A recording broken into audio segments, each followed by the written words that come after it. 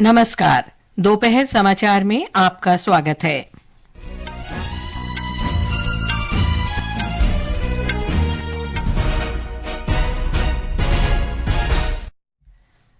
प्रधानमंत्री नरेंद्र मोदी ने German chancellor Olaf Scholz के साथ नई दिल्ली में 7वें अंतर सरकारी परामर्श की सह अध्यक्षता की। जर्मनी ने कुशल भारतीय पेशेवरों के लिए वार्षिक वीजा कोटा 20,000 से बढ़ाकर 90,000 करने की घोषणा की। चक्रवाती तूफान दाना के टकराने के कारण ओडिशा और पश्चिम बंगाल के कई हिस्सों में तेज बारिश जारी। ओडिशा के मुख्यमंत्री मोहन चरण मांझी ने कहा, किसी के हताहत होने की कोई खबर नहीं। प्रभावित क्षेत्रों में सामान्य स्थिति बहाल करने का काम जारी। झारखंड विधानसभा चुनाव के पहले चरण के लिए नामांकन दाखिल करने का आज अंतिम दिन। विभिन्न राज्यों की 47 विधानसभा सीटों और केरल के वायनाड संसदीय सीट पर उपचुनाव के लिए नामांकन दाखिल करने का भी आज अंतिम दिन। और पुणे में क्रिकेट टेस्ट मैच के दूसरे दिन न्यूजीलैंड ने भारत को पहली पारी में 156 रन पर समेटा। दोपहर समाचार के साथ मैं लवली निगम। भारत और जर्मनी के बीच आज नई दिल्ली में 7वीं अंतर सरकारी परामर्श की बैठक हुई। दोनों देशों ने कई समझौता ज्ञापनों पर हस्ताक्षर किए। इस समय प्रधानमंत्री संयुक्त वक्तव्य को संबोधित कर रहे हैं। आइए सुनते हैं उनका संबोधन। सक्षम नहीं है। यूएन सिक्योरिटी काउंसिल सहित अन्य मल्टीलेटरल इंस्टीट्यूशंस में रिफॉर्म्स की आवश्यकता है। भारत और जर्मनी इस दिशा में सक्रिय रूप से सहयोग करते रहेंगे। साथियों, पीपल टू पीपल कनेक्ट हमारे संबंधों का अहम स्तंभ है। आज हमने स्किलिंग और वोकेशनल एजुकेशन में मिलकर काम करने का निर्णय लिया है। आईआईटी चेन्नई और ड्रेसडेन विश्वविद्यालय में भी समझौता संपन्न हुआ है। इससे पहले भारत और जर्मनी ने अपने संबंधों को नई रफ्तार देने पर सहमति व्यक्त की और परस्पर हित के प्रमुख मुद्दों पर चर्चा की है। जर्मनी के चांसलर ओलाफ शोल्ज ने आज नई दिल्ली में प्रधानमंत्री नरेंद्र मोदी से उनके निवास पर मुलाकात की। दोनों नेताओं ने अर्थव्यवस्था, निवेश और विनिर्माण, प्रौद्योगिकी और नवाचार, रक्षा तथा सुरक्षा और प्रतिभा के आवागमन के क्षेत्र में सहयोग बढ़ाने पर भी चर्चा की। बाद में दोनों नेताओं ने अंतर सरकारी परामर्श समूह आईजीसी के 7वीं बैठक की सह अध्यक्षता की। आईजीसी को संबोधित करते हुए प्रधानमंत्री नरेंद्र मोदी ने कहा कि 2022 में आईजीसी की पिछली बैठक के दौरान दोनों देशों ने द्विपक्षीय सहयोग बढ़ाने के कई महत्वपूर्ण निर्णय लिए और पिछले 2 वर्ष में रणनीतिक संबंधों के विभिन्न क्षेत्रों में उत्साहजनक प्रगति हुई है। प्रधानमंत्री मोदी ने कहा है कि प्रतिभा, प्रौद्योगिकी, नवाचार और आधारभूत सुविधाएं भारत की आर्थिक वृद्धि के प्रमुख उपकरण हैं। प्रधानमंत्री आज नई दिल्ली में एशिया प्रशांत जर्मन व्यापार के 18वें सम्मेलन को संबोधित कर रहे थे। प्रधानमंत्री ने कहा कि भारत और जर्मनी के संबंध हर स्तर पर मजबूत हो रहे हैं। श्री मोदी ने कहा कि भारत विविधतापूर्ण और जोखिम मुक्त कारोबार का बड़ा केंद्र बनता जा रहा है। उन्होंने कहा कि हिंद प्रशांत क्षेत्र विश्व के भविष्य के लिए बहुत महत्वपूर्ण है।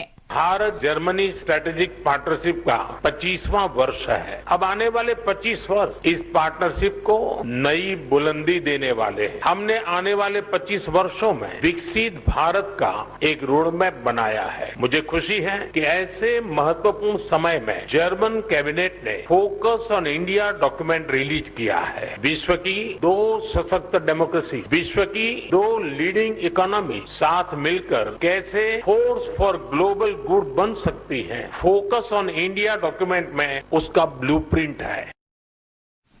श्री मोदी ने कहा कि भारतीय पेशेवरों के लिए जर्मनी में रोजगार के अवसर बढ़ेंगे।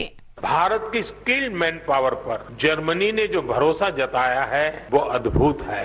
जर्मनी ने स्किल्ड भारतीयों के लिए हर वर्ष मिलने वाले वीजा की संख्या 20,000 से बढ़ाकर 90,000 करने का फैसला किया है। मुझे विश्वास है कि इससे जर्मनी की ग्रोथ को नई गति मिलेगी। इस अवसर पर जर्मनी के चांसलर ओलाफ शोल्ज ने कहा कि भारत विश्व का सबसे बड़ा लोकतंत्र और तेजी से बढ़ती अर्थव्यवस्था वाला देश है। उन्होंने कहा कि भारत में नवीकरणीय ऊर्जा के क्षेत्र में तेजी से विस्तार हो रहा है। श्री शोल्ज ने भारत और जर्मनी के बीच सहयोग बढ़ाने पर भी बल दिया। We must avoid one-sided dependencies, particularly in areas of strategic importance. But for us, de-risking means diversification. Look at how German-Indian business relations have developed in recent years. Relations that benefit both sides. German chancellor Olaf Scholz 3 दिन की भारत यात्रा पर कल रात नई दिल्ली पहुंचे थे। Venezuela की कार्यकारी उपराष्ट्रपति डेल्सी रॉड्रिग्स नई दिल्ली पहुंच गई हैं। एक सोशल मीडिया पोस्ट में विदेश मंत्रालय के प्रवक्ता रणधीर जायसवाल ने सुश्री रॉड्रिग्स का स्वागत किया और कहा कि उनकी यात्रा भारत और वेनेजुएला के बीच द्विपक्षीय संबंधों को और मजबूत करने का अवसर प्रदान करेंगी। ये समाचार हमारी वेबसाइट www.newsonair.gov.in और हमारे न्यूज ऑन एआईआर ऐप पर भी उपलब्ध हैं। भीषण चक्रवात दाना ने कल ओडिशा के भीतरकनिका राष्ट्रीय उद्यान और धामरा के बीच पहुंचने के साथ ही तटवर्ती जिलों केंद्रपाड़ा, भद्रक और बालेश्वर के कई हिस्सों को नुकसान पहुंचाया है। दाना के तट से टकराने की प्रक्रिया आज सुबह पूरी हुई। इसके असर से कई बड़े पेड़ और बिजली के खंभे उखड़ गए और कच्चे मकान नष्ट हो गए। कई क्षेत्रों में धान की फसल को भी नुकसान पहुंचा है। किसी के हताहत होने की अभी कोई खबर नहीं है। चक्रवात अगले 4 घंटों में कमजोर होकर उत्तर ओडिशा के तट को पार कर जाएगा। इस बीच प्रभावित क्षेत्रों में आज शाम तक बिजली आपूर्ति बहाल हो जाने की संभावना है। एक रिपोर्ट। आईएमडी ने कहा है कि चक्रवाती तूफान कमजोर पड़ गया है और आगे कमजोर होकर गहरे दबाव में बदल जाएगा और उत्तरी उड़ीसा को पार करेगा। इस बीच आईएमडी ने बालेश्वर, भद्रक और मयूरभंज जिलों में रेड अलर्ट जारी किया है, जबकि केंद्रापड़ा, केओंझर, ढेंकानाल, कटक और जाजपुर जिलों में ऑरेंज अलर्ट जारी किया है। उड़ीसा के अनुगुल, खोर्धा और नयागढ़ जिलों में दाना के प्रभाव में मध्यम बारिश के लिए पीली चेतावनी भी जारी की है। प्रकाश दास, आकाशवाणी समाचार, भुवनेश्वर। ओडिशा के मुख्यमंत्री मोहन चरण मांझी ने आज सवेरे भुवनेश्वर में चक्रवात के बाद की स्थिति की समीक्षा की और प्रभावित जिलों के जिलाधिकारियों से दाना से हुए नुकसान का जायजा लेकर रिपोर्ट सौंपने को कहा है। कहीं भी कोई जानमाल की क्षति नहीं हुई, सरकार की जीरो कैजुअलिटी का लक्ष्य भी पूर्ण हुआ और सब संपत्ति का भी कोई नुकसान नहीं हुआ। लगभग 6 लाख लोगों का सुरक्षित स्थानों को स्थानांतरित किया गया है। करीब 6000 गर्भवती महिलाओं को स्वास्थ्य केंद्रों में स्थानांतरित किया गया।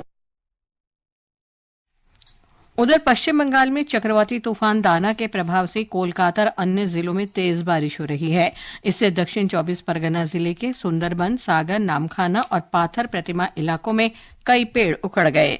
दाना चक्रवात के प्रभाव के कारण पूरे केरल में वर्षा जारी है। भारतीय मौसम विभाग ने केरल के तिरुवनंतपुरम, कोट्टायम, इडुक्की, एर्नाकुलम और त्रिशूर जिलों में ऑरेंज अलर्ट जारी किया है।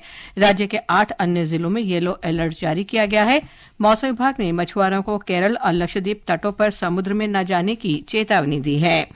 आकाशवाणी से बातचीत में विभाग के महानिदेशक डॉक्टर मृत्युंजय महापात्रा ने कहा कि चक्रवाती तूफान कल मध्य रात्रि को इस क्षेत्र को पार कर गया। सीवियर साइक्लोनिक स्टॉर्म दाना 24 तारीख मध्यरात्र से 25 तारीख सुबह तक ओडिशा और पश्चिम बंग के तटीय इलाका को हिट किया है। इसके प्रभाव में heavy to very heavy rainfall coastal area में वेस्ट बंगाल और ओडिशा में रिकॉर्ड किया गया है। लैंडफॉल के बाद ये वीक होते हुए कोस्टल ओडिशा में भद्रक से उत्तर पूर्व दिशा में 40 किलोमीटर दूरी में केंद्रीभूत है। ये धीरे धीरे अभी पश्चिम की दिशा में गति करने का पूर्वानुमान किया जा रहा है। भीषण चक्रवाती तूफान दाना के टकराने के बाद अब तक किसी बड़े नुकसान की खबर नहीं है और ओडिशा और पश्चिम बंगाल में स्थिति सामान्य है। नई दिल्ली में राष्ट्रीय आपदा मोचन बल के उप महानिरीक्षक मोहसिन शाहिदी ने संवाददाताओं को बताया कि राष्ट्रीय आपदा मोचन बल की टीमें गिरे हुए पेड़ों और सड़क की रुकावटों को दूर करने के लिए काम कर रही हैं। उन्होंने कहा कि हवाई सेवाएं भी बहाल कर दी गई हैं। झारखंड विधानसभा चुनाव के पहले चरण के लिए नामांकन का आज अंतिम दिन है। इस चरण में राज्य के 43 निर्वाचन क्षेत्रों में 13 नवंबर को वोट डाले जाएंगे। अब तक 748 उम्मीदवारों ने नामांकन भरा है। नामांकन पत्रों की जांच 28 अक्टूबर को होगी। 30 अक्टूबर तक नाम वापस लिए जा सकते हैं। झारखंड में पहले चरण के मतदान को देखते हुए चुनाव आयोग ने आज से मतदाताओं को मतदाता पर्ची का वितरण शुरू कर दिया है। इस चरण का मतदान 13 नवंबर को होगा। राज्य के मुख्य चुनाव अधिकारी के रवि कुमार ने बताया कि 5 नवंबर तक पर्चियां बांट दी जाएंगी। श्री कुमार ने बूथ लेवल ऑफिसर बीएलओ को मतदाता पर्ची का 100% वितरण सुनिश्चित करने का निर्देश दिया। वोटर इन्फॉर्मेशन स्लिप है फेज 1 का, वो शनिवार से डिस्ट्रीब्यूशन प्रारंभ होगी। प्रत्येक वोटर का अपने वोटर इन्फॉर्मेशन स्लिप दी जाएगी। इसी पर वो पर्ची देने के समय में बीएलओ का इंस्ट्रक्शन यही है, उसी का पार्ट नंबर, सीरियल नंबर का पेन से राउंड करके उनका सिग्नेचर करके देंगे, ताकि वोटिंग के समय में उनका नाम जल्दी ढूंढने में आसान होगा। सभी पॉलिटिकल पार्टी का मेरा अनुरोध है, अपने क्षेत्र में इसी तरह से कहाँ पर भी शिकायत हुई तो तुरंत आप सी विजिल में अपलोड कर दें, हम लोग आपको सूचना करें ताकि उसी का हम लोग कार्रवाई कर सकें। महाराष्ट्र विधानसभा चुनाव के लिए अब तक 552 उम्मीदवारों ने नामांकन भरे हैं। कांग्रेस ने कल 48 और राष्ट्रवादी कांग्रेस पार्टी शरद पवार गुट ने 45 उम्मीदवारों की सूची जारी की। महाराष्ट्र नवनिर्माण सेना ने कल उम्मीदवारों की तीसरी सूची जारी की है। महाराष्ट्र के उप मुख्यमंत्री अजित पवार के नेतृत्व वाली राष्ट्रवादी कांग्रेस पार्टी एनसीपी ने विधानसभा चुनाव के लिए 7 उम्मीदवारों की दूसरी सूची जारी कर दी है। 288 सदस्यीय महाराष्ट्र विधानसभा के लिए चुनाव 20 नवंबर को होंगे और वोटों की गिनती 23 नवंबर को होगी। उत्तर प्रदेश में विधानसभा की 9 सीटों के उपचुनाव के लिए नामांकन का आज अंतिम दिन है। कल 37 उम्मीदवारों ने पर्चे भरे। अब तक 71 उम्मीदवार नामांकन कर चुके हैं। भारतीय जनता पार्टी ने कल अपने उम्मीदवारों के नाम जारी किए। मध्य प्रदेश में 2 विधानसभा निर्वाचन क्षेत्रों के उपचुनाव के लिए नामांकन भरने का भी आज अंतिम दिन है। उपचुनाव के लिए 13 नवंबर को मतदान होगा। ये समाचार आकाशवाणी से प्रसारित किए जा रहे हैं। ताजा समाचार जानने के लिए आप हमारे social media handle X @AIR news Hindi को फॉलो कर सकते हैं। भारत के मुख्य न्यायाधीश डॉक्टर DY चंद्रचूड़ ने कहा है कि दिव्यांगों के लिए न्यायालय को सुलभ बनाने के विभिन्न उपाय किए गए हैं।